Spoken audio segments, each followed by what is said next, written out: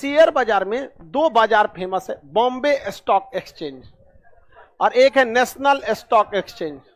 जिस Bombay stock exchange में अभी 5000 से ज्यादा कंपनी है और नेशनल स्टॉक एक्सचेंज में 1500 से ज्यादा कंपनी है। अब कोई कंपनी अगर लिस्टेड होना चाहती है, किसमें? शेयर बाजार में। शेयर बाजार में क्या होना चाहिए? लिस्टेड होना चाहती है। तो कितने जगह लिस्ट होगी? दो, या तो जाएगी बॉम्बे स्टॉक या जाएगी नेशनल स्टॉक। कोई दिक्कत नहीं ना। अब कंपनी जैसे उसमें लिस्टेड हो गई तो पब्लिक के सामने कंपनी आएगी, अपना प्रचार न्यूज़पेपर में, यूट्यूब पर, न्यूज चैनल पे, बिजनेस चैनल पर, अलग अलग जगह पे देगी कि हमारी ये कंपनी है, हम क्या लाना चाहते हैं? आईपीओ लाना चाहते हैं। जैसे जोमेटो ने कहा था कि हम क्या लाना चाहते हैं? आईपीओ लाना चाहते हैं। लोगों ने भर भर के पैसा दिए जोमेटो में, शेयर उसका बहुत ज्यादा चला गया, आगे वैल्यू चला गया। तो जो कंपनी आगे बढ़ रही होती है उसका आदमी क्या करता है? जल्दी जल्दी क्या खरीदता है? शेयर खरीदता है। जिस चीज जो बीएससी में कितनी कंपनियां? 5000। इस 5000 में से केवल 30 कंपनियों का सेहत चेक किया जाता है और इसमें कितनी है? 1500। इसमें से 50 कंपनियों का सरकार क्या बताती है? आंकड़ा बताती है प्रतिदिन। इस 30 के हिसाब से आप 5000 का अंदाजा लगा सकते हैं। अगर ये 300 आगे बढ़ रहा है तो ये 5000 भी आगे, ये 300 गिरेगा तो ये भी गिरे।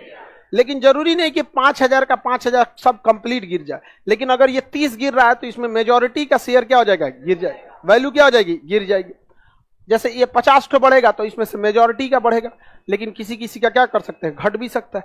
इसी 30 को कहा जाता है सेंसिटिव, सेंसेक्स। इसे क्या कहेंगे? सेंसेक्स। इस 50 को कहते हैं निफ्टी। सेंसेक्स ऊपर बढ़ने का मतलब होता है कंपनी ग्रो कर रही है। कंपनी जैसे ग्रो करेगी मतलब उसका प्रोडक्ट ज्यादा बिक रहा है। अब प्रोडक्ट ज्यादा बिकेगा तो डिविडेंड ज्यादा मिलेगा। अब कंपनी नीचे दिख रही है तो उसका कंपनी का प्रोडक्शन कम, उसका सामान कम बिक रहा है। और सामान कम बिकेगा तो शेयर होल्डर को डिविडेंड कम मिलेगा। शेयर की वैल्यू रहेगी लेकिन डिविडेंड नहीं मिल, और लगातार डिविडेंड नहीं मिलेगा तो कोई शेयर को पूछेगा? जब डिमांड कम होगा तो वैल्यू गिर जाएगी। तो लगातार अगर डिविडेंड नहीं मिलेगा तो लोगों कंपनी से वैल्यू खत्म होने लगे और धीरे धीरे उसकी शेयर क्या हो जाएगा? डिमांड घटेगा तो वैल्यू अपने से गिर जाता है। कोई दिक्कत? अगर आज हमको शेयर बाजार में पैसा लगाना है तो ये बताओ, इतना तो दिमाग से उतर जाओ कि 30 गो में पैसा लगा पाएंगे आप लोग? 300 का शेयर बहुत महंगा आता है। एक गो शेयर रहेगा 300 का 20,000 का। एशियन पेमेंट का सस्ता है, 9000 है। नेट पे चेक कर लेना, बढ़ते रहता है। 9,500। तो 9,500 में कै गो शेयर मिलेगा? एक गो शेयर की वैल्यू कितना है? 9,500। और कई लाख शेयर है उसका। 9,500 रुपया लगाइएगा ना तो कितना परसेंट में जाएगा कोई पता नहीं रहता है।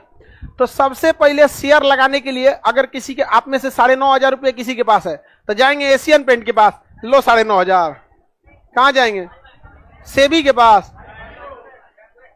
सेंसेक्स, लो बाप रे, सीधे सेंसेक्स में जा रहा है। सबसे पहले आपको एगो सेविंग अकाउंट खोलवाना पड़ेगा। कौन से अकाउंट?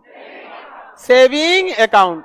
पहले 9,000 रुपया सेविंग में, और सेविंग के बाद खोलवाना पड़ेगा डीमेट अकाउंट। कौन सा अकाउंट? Demat account. इस 9,500 पहले जाएगा सेविंग में। आपका पहला पैसा किस में जाएगा? सेविंग। और दूसरा का डीमेट। शेयर की खरीद बिक्री किस अमाउंट से? प्रॉफिट आता है डीमेट से, डिविडेंड आता है डीमेट से, शेयर खरीदा जाता है डीमेट से। हम अपना शेयर बेच दिए तो पैसा आएगा डीमेट से। और डीमेट से डायरेक्ट पैसा नहीं निकल सकता है, उसको भेजना पड़ेगा सेविंग में। अब सेविंग से लगाइए, एटीएम लगाइए, चेकबुक लगाइए, जो लगाना लगाइए। डीमेट केवल ऑनलाइन टू ऑनलाइन यूज हो सकता है। हमारे सेविंग अकाउंट में 1 लाख रुपया और डीमेट में 1 को नहीं है। शेयर खरीद लेंगे, हमको पहले क्या करना पड़ेगा? ट्रांसफर करना पड़ेगा। जैसे इस अकाउंट से उस अकाउंट में करते हैं ना, वैसे किस में करना पड़ेगा? डीमेट में। शेयर की खरीद बिक्री किस अकाउंट से? किस अकाउंट से? डीमेट से पैसा निकाल लेंगे, उससे लिंक जो सेविंग रहेगा पहले हमको किस में भेजना पड़ेगा, तब पैसा निकाल सके। अब देखिए कितना होशियारी किया है। पता चला किसी के डीमेट अकाउंट में 5 लाख रुपया कोनो मार दिया, जाइबे नहीं करेगा, निकलबे नहीं करेगा आपका। पहले किस में जाएगा? सेविंग। जिसका सेविंग है उसमें आ गया।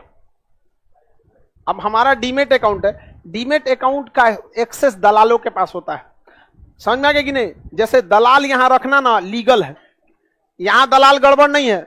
सरकार कहती है कि कंपनियों का जानकारी इसके पास है, ये नहीं है, तो तुम किसी दलाल को पकड़ लो, दलाल कहेगा हम क्या लेंगे? दलाली लेंगे, प्रॉफिट का 0.1%। दलाली ले लेगा आपसे, तो जब दलाली लेगा तो उसको डीमेट अकाउंट का पता होना चाहिए तब ना, तो मार ले जाएगा आपका डीमेट अकाउंट। इसलिए उसको किससे लिंक किया जाता है, किसे किया जाएगा, सेविंग। तो क्या शेयर बाजार में दलाल रखना लीगल है या इलीगल? इसलिए शेयर बाजार जो बिल्डिंग है उस जगह का नाम है दलाल स्ट्रीट। स्ट्रीट मतलब सड़क।